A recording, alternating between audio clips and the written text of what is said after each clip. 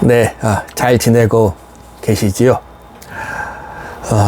기억하시겠습니다만은 지난 영상에서 마태복음 5장 21절부터 48절까지는 예수님이 말씀하신 6가지의 반제, 그러니까 당시 통용되던 그 유대인들의 율법의 잘못된 부분을 지적하시는 내용이다 말씀드렸습니다. 생각 같아서는 6가지 반제를 하나하나 1시간씩 나누어 살펴보고 싶습니다만은 그럼 너무 길어질 것 같고요. 오늘은 그 6가지 반제 중에서 앞부분의 3가지만 나누어 보려고 합니다. 자, 다시 말씀드립니다만은 오늘 본문 읽고 오셨을 줄로 믿습니다. 이 6가지의 반제, 그러니까 반대되는 명제 6가지는 모두 같은 도입문으로 시작을 합니다. 그 중에 첫 번째 반제는 이웃과의 관계에 대한 문제입니다. 우리는 여기에서 이 당시 율법이 규정하던 것과 예수님이 가르치신 것 사이에 어떤 차이가 있는지 유심히 관찰할 필요가 있습니다. 우선 첫 번째 반제는 21절부터 26절까지인데요. 그 중요한 주제는 이 성내지 말라는 것으로 정리가 가능합니다. 여기 보시면 옛사람에게 말한 바라는 말로 시작을 합니다. 여기에서 인용된 그 구약 성경은 출애굽기 20장 13절과 신명기 5장 17절 말씀입니다. 두 곳 다 살인하지 말라라는 모세의 율법에 따른 말씀인데, 주님께서는 22절 보니까 나는 너희에게 이르노니 라고 말씀하시면서 당신의 가르치심을 모세의 율법에 대해서 당당하게 대조를 하고 있습니다. 다시 말하면 예수님은 당시 유대인들이 흔히 하는 것처럼 과거 위대한 사람의 권위에 호소해서 말씀을 전하는 게 아니라 당신 스스로 당신의 말씀을 던지십니다. 그뿐 아니라 그 내용도 구약의 율법을 능가하지요. 지난 시간에 말씀드렸던 바리새인과 서기관들이 그들보다 바리새인과 서기관들보다 더 훌륭해야 한다는 이른바 더 나은 의를 말씀하십니다. 과거 모세는 그저 살인하지 말라고, 살인하면 심판받을 것이라고 이 율법을 주었습니다. 주님은 그 정도에 머무는 게 아니라 형제에게 노하는 자마다 심판을 받을 것 말씀하십니다. 신약 성경에서, 신약입니다. 신약에서의 형제는 주로 그리스도인들 사이에서 사용되던 말입니다. 하지만 오늘 본문에서는 그런 의미라기보단 단순히 이웃이란 의미가 더 강하다고 보여집니다. 더군다나 살인이 아니라 노하는 자마다 라고 하셔서 화를 내는 것도 바람직하지 않은 것으로 보십니다. 왜요? 종종 살인의 뿌리가 뭐지요? 분노입니다. 화를 못 참아서. 또 이어서 보시면 형제에 대하여 라가라 하는 자는 이라고 기록하는데, 라가는 이거 아람어를 그리스어로 음역해 놓은 겁니다. 경멸적인 욕설입니다. 머리가 빈 놈, 바보, 이 정도의 의미지요. 그 다음 23절과 24절은 굳이 설명하지 않아도 될 것 같고요. 한마디로 정리하면 인간적인 화해가 없는 예배의 무의미함을 말씀하십니다.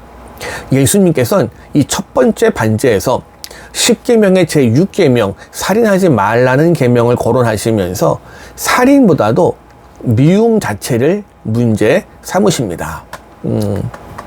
이게 율법은 나쁘지 않지만 율법주의가 되면 문제가 생기는데, 율법주의는 종종 우리를 이른바 최소주의로 만들어버립니다. 살인하지 말라 그랬으니 말 그대로 사람만 죽이지 않으면 된다라는 생각을 하게 하거나, 다양한 방식의 폭력을 사용하는 걸 정당하게 생각하게 만들 수 있거든요. 죽이지 않았으니까. 그러면서 말합니다. 난 법을 어긴 게 없어. 이게 타락한 율법주의적 윤리의 양상입니다.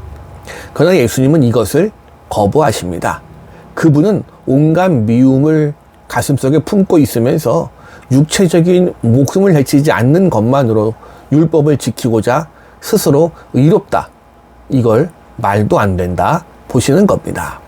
마음 전체가 새로워져야 되는 거니까요.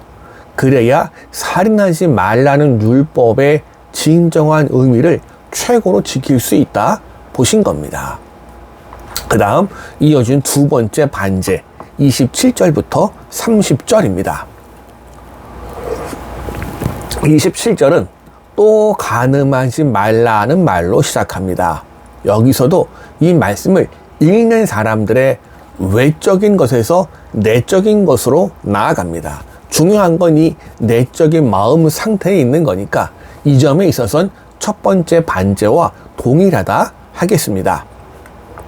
먼저 우리가 고려해야 할 것이 있습니다.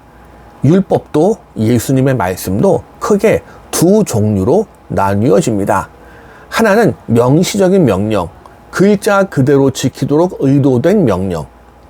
또 하나는 예시적인 명령.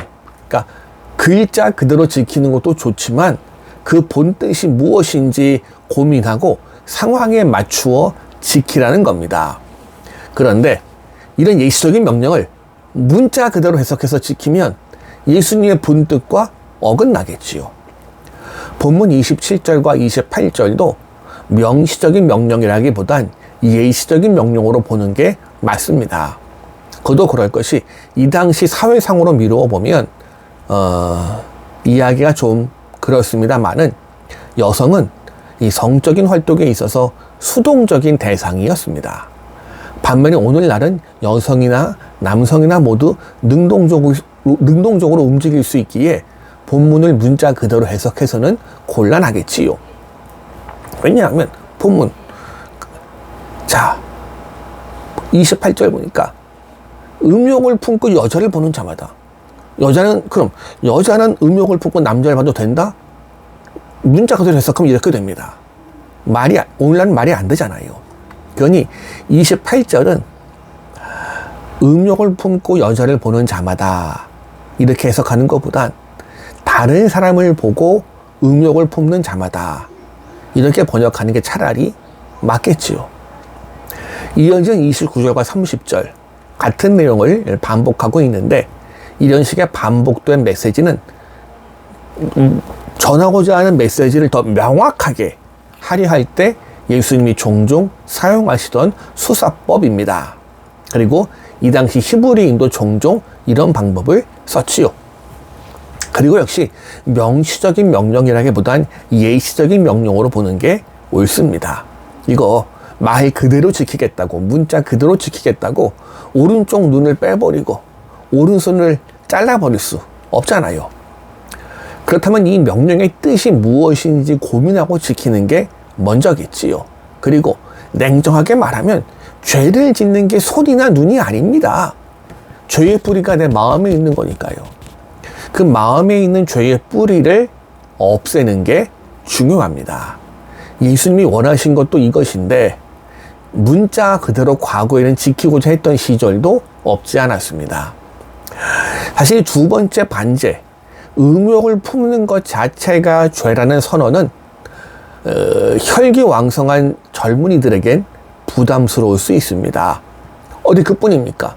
그렇게 죄를 짓느니 차라리 그 지체를 잘라버리라는 가혹한 명령은 그 부담을 더욱 가중시켰습니다.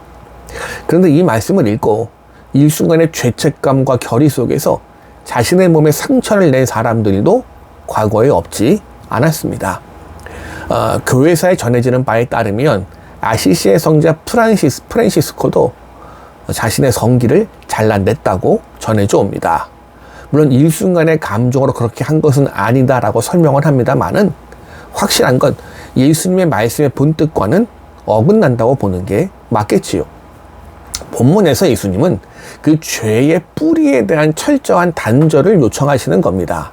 그런데 그 죄의 뿌리는 28절이 기록하는 것처럼 마음에 있네요. 마음에 죄의 열망이 있으니 눈이 따라가는 것이고 마음에 죄의 열망이 있으니 손이 따라가는 겁니다. 이것과 철저히 단절하라는 명령이 이 본문의 올바른 해석입니다. 눈을 뺄 만한 결의로, 손을 자를 만한 결의로 죄와 맞서라 라는 것이요. 자, 이어지는 세 번째 반제는 31절과 32절인데 한마디로 정리하면 이혼과 관련된 말씀입니다. 31절은 누구든지 아내를 버리려거든 이혼 증서를 줄 것이라 라고 모세의 율법을 소개합니다.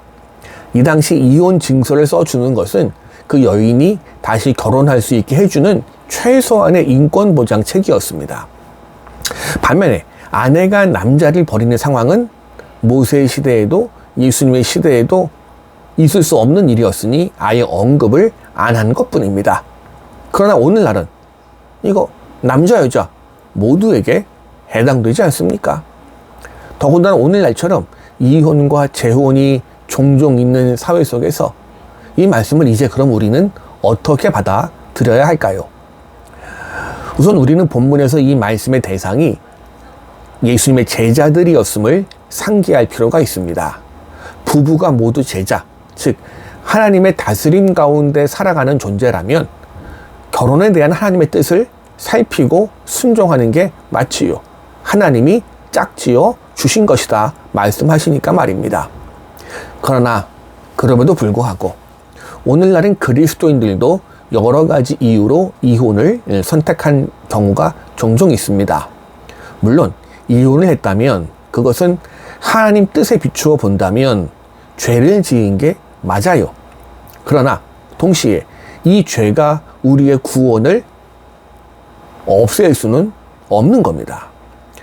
하나님이 주신 생명을 끊어버리는 살인죄도 금품을 빼앗거나 금품을 빼는 절도, 강도, 하나님 앞에서 철저하게 정말로 회개하면 용서받을 수 있는데 이렇게 살다가 내가 죽든지 내 남편 또 내 아내가 죽든지 해야 될 것 같아서 이혼했는데 그게 하나님 앞에서 용서받지 못할 죄가 아니라는 걸 우리는 인정해야 합니다.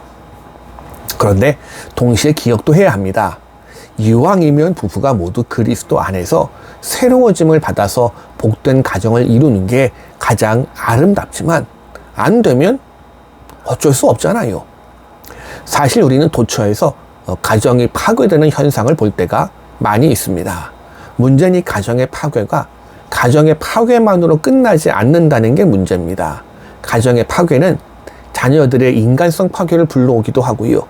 자녀들의 인간성 파괴는 궁극적으로 이 사회 전체의 파괴를 불러오는 단초가 됩니다. 그리고 보면 가정의 파괴는 결국 우리 사회의 가장 기본되는 단위가 파괴된다는 점에서 심각한 문제가 맞긴 합니다. 결혼은 하나님이 허락하신 신성한 제도입니다. 지상에는 많은 제도와 규례가 있습니다. 그것은 과거 옛 이스라엘의 왕 역시 하나님이 직접 세워주신 제도가 아니라 사람들이 만든 제도입니다.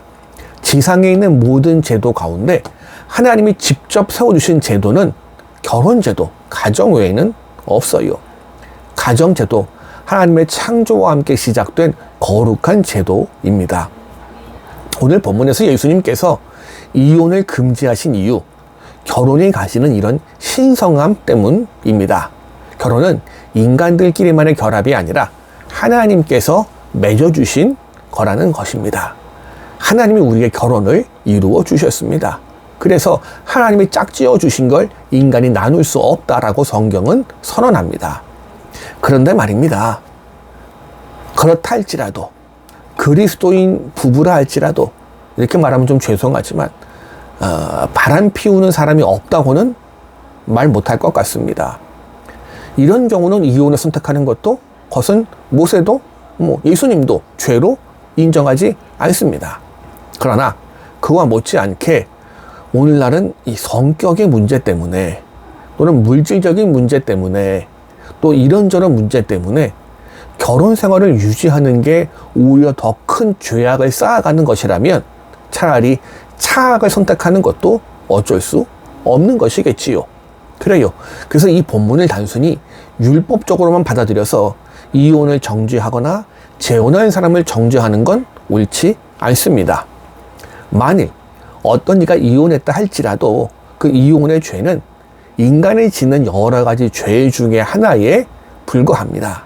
그러니 자신은 첫 번째 결혼을 잘 유지하고 있다고 해서 그 이유 하나만으로 이혼한 사람이나 재혼한 사람을 정죄할 자격이 있는 사람은 아무도 없습니다. 물론 이왕이면 하나님이 짝지어 주셨으니 끝까지 유지하는 게 제일 좋기는 하겠지요. 예, 감사합니다.